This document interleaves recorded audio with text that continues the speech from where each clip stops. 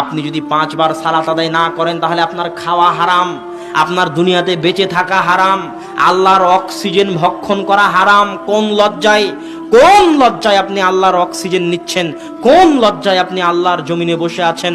কোন লজ্জায় আপনি আল্লাহর দেওয়া রিজিক খাচ্ছেন, অথচ দিনে 5 বার আপনি আল্লাহকে স্মরণ করেননি? কথা মনে হয় বুঝাতে পারিনি আমি আবারও বলি, যদি আপনার লজ্জা থাকে, হায়া থাকে, শরম থাকে, তাহলে আল্লাহর নেয়ামত ভোগ করতেছেন, তার বদলা হিসেবে অন্তত পক্ষে দিনে রাতে 5 বার আল্লাহর ইবাদত করতে হবে, আল্লাহকে স্মরণ করতে হবে। যদি দিনে রাতে 5 বার আল্লাহর ইবাদত না করেন তাহলে আপনার খাওয়াও হারাম, পড়াও হারাম, থাকাও হারাম, চলাও হারাম। এগুলো একটা জিনিস ভোগ করার আপনি অধিকার রাখেন না।